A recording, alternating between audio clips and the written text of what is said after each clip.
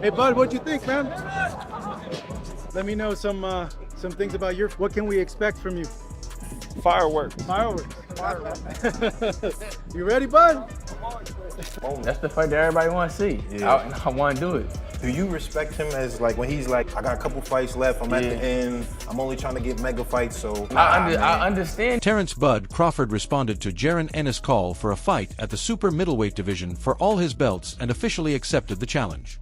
It came as a shock to many fans because Crawford had never seriously entertained the idea of facing Ennis before, making this sudden agreement one of the most unexpected developments in boxing. Like I said before, you know, that's my obligation in the contract, and I gotta honor that. If you know, that's the next move for me in my career. However, while preparing for his next fight, Jaron Ennis explained in an interview that he would be willing to move up to the super middleweight division if it meant getting a title shot against Terence "Bud" Crawford, and he pointed toward a possible fight in 2026.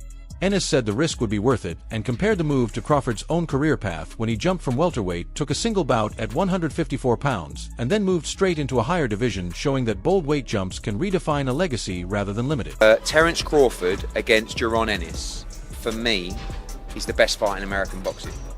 But it needs to be a payday for Crawford that would get him interested, because Crawford knows how good Boots is. And I'm not saying that Crawford thinks he's going to lose to Boots, but he knows that is a real fight.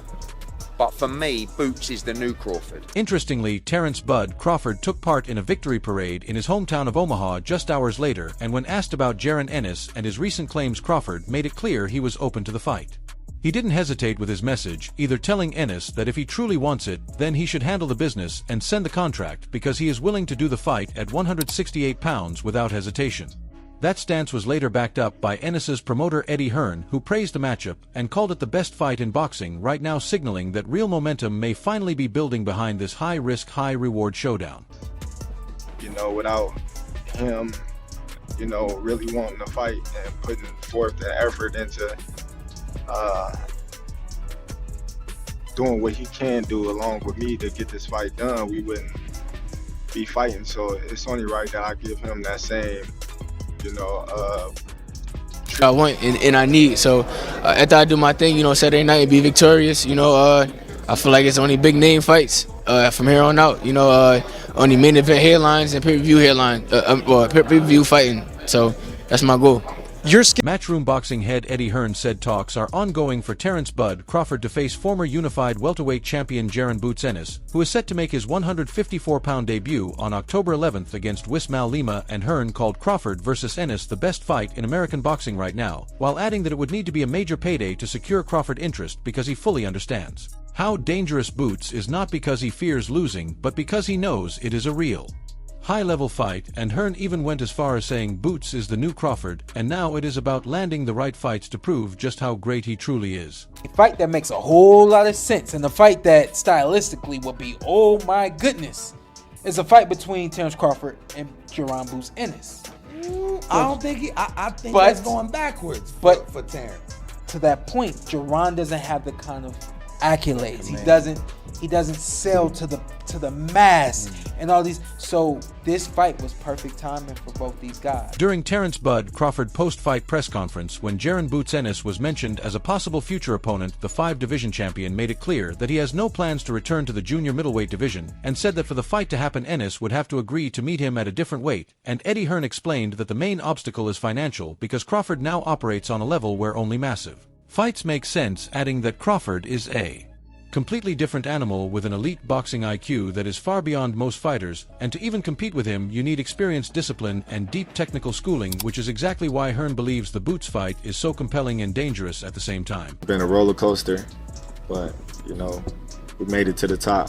No matter how we made it, you know, and you know, it's definitely a test to say that anything is possible if you know, work hard at it and you believe in yourself and you have. Jaron Ennis was previously the IBF mandatory challenger at 147 pounds for Terence "Bud" Crawford before Crawford moved up to 154 last year and defeated Israel Madrimov to capture the WBA title, and during that shift Ennis was elevated by the sanctioning body from interim to full champion before further cementing his status by stopping Imantas Stanionis in April to also claim recognition as the ring and WBA champion, and while preparing for his upcoming bout, Ennis even served as a high-level sparring partner for Canelo Alvarez as Alvarez geared up for his fight against Crawford, which only added to the belief across boxing that Ennis has been operating at elite championship level for some time now. Yeah. But don't lie or kept to the net and make it seem like I had the opportunity to fight you and I didn't. I never did. You know what I'm saying? And then that one time that I did, we said they called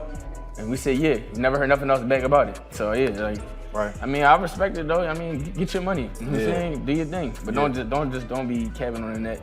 Even with elite-level sparring in camp, it was not enough to prepare Canelo Alvarez for what happened in the ring, as the Mexican star admitted after the loss that his body failed him on the night, and many described it as a masterclass from Terence "Bud" Crawford. Eddie Hearn said he felt disappointed for Canelo, but was genuinely pleased that Crawford finally had the platform to display just how great he is, adding that while Crawford has secured strong victories throughout his career, there were still many elite names from his era he could have faced, and the fact that he delivered such a statement performance at 38 years old only makes the achievement even more remarkable. The Crawford-Canelo fight. Were you surprised by the outcome? It's boxing, anything happen. No doubt. My other question for you is, with this win, everybody said Crawford elevated his status. He's the GOAT. Do you think this win puts him on Mount Rushmore or makes him a GOAT in boxing? Everybody got their own opinion, so. People often write fighters off too soon, and while some see that as a fitting exit, Terence "Bud" Crawford could still drop to 160 pounds and capture another world title, making him a 6th division champion. Canelo Alvarez came in determined to win, but Crawford refused to cooperate, delivering a composed performance that earned a clear though closely contested victory in front of more than 70,000 fans at Allegiant Stadium, while over 41 million viewers worldwide watched live on Netflix. Park, South Philly. Yeah. All right, so they'll kill me if I don't ask you, right? What? Canelo Alvarez, Terence Crawford. Terence Crawford wins unanimous decision victory. Yeah. What was your thoughts on the fight? I was trying to stay up. It was getting too late, yo. It was like, I think by the time they came on, it was like 1 o'clock or something like that. It was like 1 and 2. I trained. Among the millions watching was Jaron Ennis, the 28-year-old from Philadelphia, who has repeatedly called out Terence "Bud" Crawford and is often compared to a future Hall of Famer. Just weeks before Canelo Alvarez wrapped up his training camp, Ennis was brought in as a switch-hitting sparring partner. This led to criticism of Jaron Ennis for prioritizing Canelo over Crawford, and despite opinions from numerous boxing experts, here's what he had to say. We got a couple more days and y'all gonna see Canelo fighting Crawford, so I ain't got no comment on who gonna win the fight. If Crawford do what he's supposed to do, he got an option. If he don't beat Canelo. Simple as that. When asked about his experience during Canelo Alvarez's training camp, Jaron Ennis said it was his second time training outside Philadelphia and he thoroughly enjoyed it. Just having fun in the ring with Canelo, who has 67 fights under his belt, was incredible. I loved getting the experience of sparring with him, moving up in weight, and just enjoying time away, fishing, bonding, and having fun with my brother, he explained. On whether he enjoyed the camp, he added, "Why not? Sharing the ring with a Hall of Famer, a legend, and the face of boxing was amazing. The sparring was great, and I loved every moment in there with Canelo." Guy of that caliber. Yeah, why not? Why not you be able to share the ring with Canelo and like I said, being there with a Hall of Famer, a legend, the face of, kind of like the face of boxing, why not? Speaking about how his sparring sessions with Canelo Alvarez went viral and how fans reacted, Jaron Ennis said, "I already knew it was going to go crazy. Once we posted the picture, I thought, this is going to go everywhere. You could say it makes the fight more interesting. Everyone will try to tune in a little bit more. I really don't care about the backlash. I went out there for myself, especially during the first 2 weeks in camp with Elevation. This was for me, not for anybody else." I think Crawford's going to get the job done. I am officially picking Crawford to win this fight. It is still 50-50, but obviously... He says that till he goes to Canelo. I'm obviously going to say that this is a 60-40 fight, and I have Crawford winning this fight. Crawford's going to win this fight doing something that nobody's done to Canelo. Okay. And this is going to help Canelo. He's sparring against a great fighter, world champion in Ennis, and like I said and before, iron sharpens iron. And maybe it will. But on the other side, it was interesting to hear your side of how, whether it's the overtraining or I think more the mental side. What if Boots is getting the best of him? How does that affect Canelo going into this fight? Why would you want to even put that doubt in your fighter's head going into such... Legendary boxing analyst Teddy Atlas, however, believed that bringing in Jaron Ennis could backfire for Canelo Alvarez. Atlas argued that facing a fighter like Ennis in training could tire Alvarez out before the big fight on September 13th. He's not me. Yeah. You know, as much as a lot of people, you know, say we have similarities and, you know, we switch a lot and we fight a lot. He's not me, you know, and I'm not him. So. Yeah. Tim had said comparison that like he's like a Chrysler. Preparations were in full swing on both sides, but Alvarez's camp drew extra attention because he was sparring with Jaron Ennis Terence Crawford, but not everyone agreed with the approach. And now, I think Boots brought the best out of Canelo. I don't know how many rounds they may have sparred, if it's true, but if it is true, I'm assuming that Boots may have brought the best out of Canelo Alvarez in that sparring. Showed him different looks, the switch hitting. I'm pretty sure they probably wanted Boots to, you know, emulate Crawford or just to be who he is. What's yours? My opinion is I like who I like. You know, I like Roy Jones, Floyd Mayweather, Bernard Whitaker. I'm liking Sugar Ray Leonard. I've been watching a little bit of Sugar Ray Leonard, James Tony. So they my top like guys that I've been watching. Teddy Atlas said he didn't want Alvarez leaving it all in the gym or getting into a full war there, especially against someone like Jaron Ennis is older. Canelo has more mileage, and sparring with Ennis could be adding unnecessary wear. It will be interesting to see if Alvarez shows any signs of fatigue on fight night. That I wouldn't want too many highly, put it this way, I'll get right to the point. I wouldn't want wars with my guy who's been in 65 fights or 60 whatever, and is at that, you know, 34 years old. Never! Always. This is crazy, Chester. I just didn't want to see Chester. I didn't want to see Chester. You got a Team Crawford shirt on, hoodie on, but you going against me? You going against me? What'd he say, Red? I said don't get scared. No. What'd he say? He said you just want to see him lose. Thank you. Even with extra help, Canelo Alvarez had little answer as Terence Crawford dominated all 12 rounds fighting southpaw. Jaron Ennis, though still aiming to face Crawford, had to acknowledge Crawford's historic performance, calling it a great win for him and for boxing. While he enjoyed watching, Ennis remains focused on his own career, having recently dropped his WBA and WBC welterweight titles and committing to reclaim his championship at 154 pounds. I trained twice that day. I was like, I'm gonna just try to stay up and not. The fight before that was... And Billy Martinez. I was watching like 1 or 2 rounds of that. They was going at it. So I wanted to falling asleep. I'm like, yo, I can't stay up no longer. I just wanted to fall asleep. But that was a great one for Crawford. Jaron Ennis will make his debut in the new weight class when he faces Wis M. Lima at Wells Fargo Center in Philadelphia on October 11th.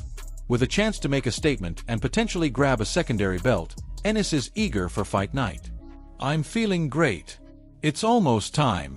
I'm ready to put on a show, he said, promising a dominant performance and a spectacular knockout. And then on Thursday and Friday, when I saw Canelo in the vest, I was like, nah.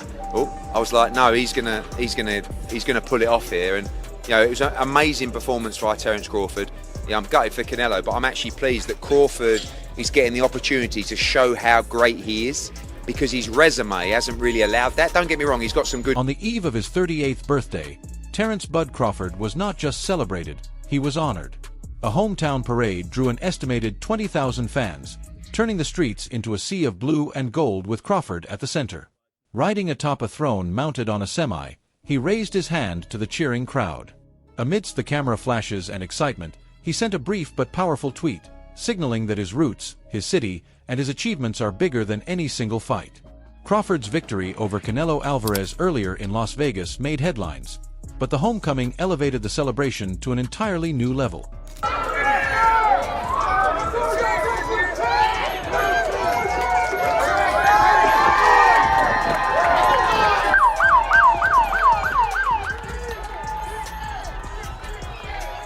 Nebraskans lined the streets, families turned out by the thousands, and the atmosphere felt like a returning hero's coronation.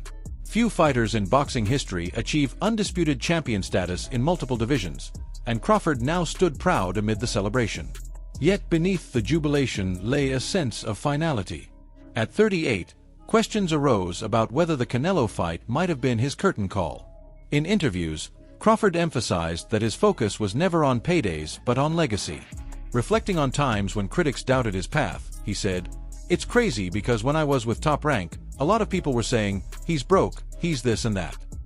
I was getting paid good money, but I'm like, I don't have to box. You all box because you want to. I box because I love it." Moment following a once-in-a-lifetime fight.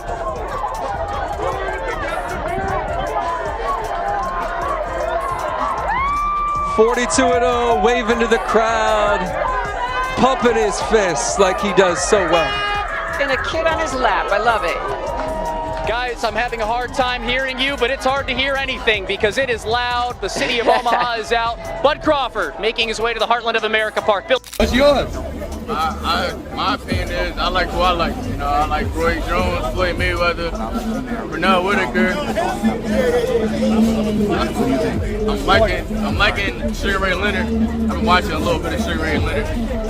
James Tony. So they my top guys that I've been watching. Fair enough. Last question on the topic. Is that a fight, because people want to know, is that a fight that you still are interested in? Or you moved on? You moved on from wanting to fight Crawford. Is it still a fight that you have interest in? My main focus right now is October 11th. That's all I'm worried about. October 11th. I ain't worried about no outsiders. You know, I'm locked in. That's how. 100 years from now, people will remember that kid from Omaha, Nebraska, Bud Crawford, he said with conviction. I went up not 1, not 2, but 3 divisions and beat Canelo Alvarez. My name will be spoken of long after I'm gone. That's what legacy is all about.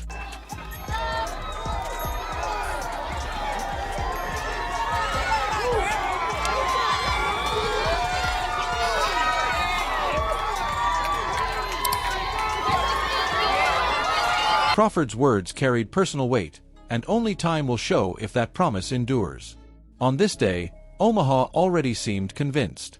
This was more than a victory parade. It was a celebration of identity, memory, and expectation, with the city itself acting as his co-author. Meanwhile, Jaron Ennis struggles to make the 147-pound limit, which prompted his move up to junior middleweight. I think the big question is whether Boots stays at 147, if I'm honest, Eddie Hearn told Boxing Scene. I figured it being so close to the fight too as well. You know, you're kind of like tunnel vision when it comes to your opponent. And the only reason why I ask is because, you know, Turkey had mentioned that if Teo gets past Barboza, we could see a fight with you and Teofimo. I know Top Rank tried to make that fight as well. So I was just curious now, like, what do you think of Teofimo as a fighter? Yeah, good fighter. You know, good fighter. That's about it. The Stanone's performance was great. The medical stats weren't as strong, but it's complicated because I think Boots feels he'll perform much better at 154, Hearn explained. The reason he originally wanted to stay at 147 was to unify, and now he's done that. It's a tough decision. We like the Teofimo Lopez fight, but if he stays at 147, he'll face Teofimo. If not, he'll move to 154. With Brian Norman fighting in July in Japan and Barrio taking on Pacquiao, the unifications aren't really there, so Boots is a bit of a one-off. He's not solely money-motivated, though of course that's a factor. He's focused on legacy and willing to push his body to make 147 for unification. The Teofimo fight is different, but it's a big one. We'll have to make a decision soon. That's about it? Yeah, he's a good fighter. That's about it. Yeah. Oh, okay. I didn't know if you were going to add or anything like that. No. I say he's a good fighter. That's about it. Okay. You know, Brian Norman Jr. got a knockout win. I know you guys tried to make a fight previously. He had mentioned in a group huddle with us that he just didn't like being cornered in his opinion, when it came to that fight. Andis hired a nutritionist to help him make weight more efficiently for his bout with Stanones. On fight night, he looked huge, far bigger than Stanones, and dominated the contest. However, Eddie Hearn revealed that making the weight was still a challenge. It probably wasn't as bad as the Karen Chukagian fight, but a lot of people noticed during the week how tight he looked at 147, Hearn said. It wasn't like he was dead on the scales for Stanones, not at all. but repeatedly bringing himself down to 147 is a massive ask. With that fight, Jaron, just give us your perspective on that and him saying those comments. I ain't gonna lie, I don't even know what you're talking about. I've been so locked in and zoned in on what I got going on. I ain't been worrying about nobody else doing nothing. Like, I just been going to the gym, training, locking in books and things like that, even coloring a little bit. I'm just so focused on what I got going on. I really ain't been on social media. I post whatever I post. And it's not just about making weight. It's about making weight and performing at your best, Hearn said.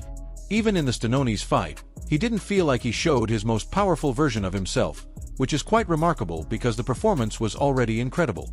But at 154, you'll see someone with even more power, even though he's strong at 147.